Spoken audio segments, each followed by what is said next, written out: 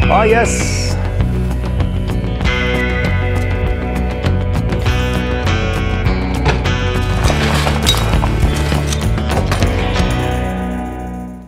Yes, indeed. We're digging for old. It's that time again. It's Monday on The Story, and that's when we're going to be digging for old for the rest of our lives. It's a massive collection that we're going through at the Oregon Historical Society. We started this segment 2 weeks ago looking at one of the first tolls in Oregon, and then last week we told you about an odd housewarming gift from the 1860s. If you missed those segments, not too late. You can watch them anytime on the KGW YouTube channel. Tonight, we're going back in time here in the city of Portland, years before Oregon even became a state. Here it is. You're looking at a moment in time, way back in 1853 in downtown Portland. This is the D.C. Coleman store that was on the southeast corner of Oak and Front Street. The D.C. Coleman store was one of the first brick buildings, if not the first ever built in the city, and it was constructed in the same year this photo was taken, again back in 1853. Isn't that wild? Oregon would not become a state for 6 more years in 1859. The picture is one of the earliest existing photographs from the streets of Portland. And when we take a closer look, which we can do because the Historical Society uploads these pictures online in such high resolution, well, then you can see several men standing in front of the store. 2 there are shaking hands.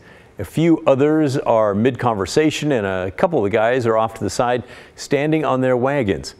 It's even fascinating to get a good look of the ground there in the photo. See that? Obviously a dirt road, but strewn with pieces of wood.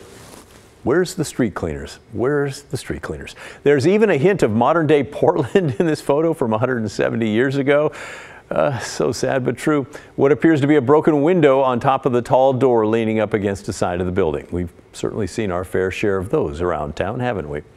The image was captured using a daguerreotype process. It was invented in France by a man whose last name was Daguerre in 1839. It quickly gained popularity in the U.S. for being able to capture a truthful likeness, according to the Library of Congress.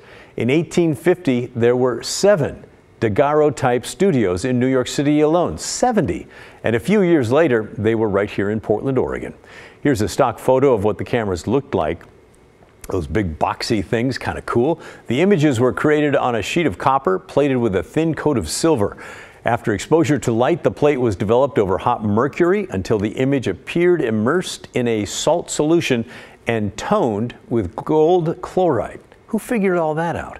So yeah, a little more involved of a process than just taking out your cell phone and snapping a photo.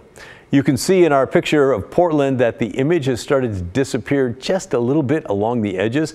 Well, that's evidence of nearly 2 centuries gone by and the kind of history you can spend years discovering thanks to the preservation work done by our friends at the Oregon Historical Society. Now, do you have any ideas for our Digging for Old series? We've already been doing this for a little bit, and we're getting emails and voicemails, and we want some more. So if you have any ideas, please keep them coming. Our address is thestory@kgw.com, or you can call or leave a voicemail. The phone number is 503-226-5090.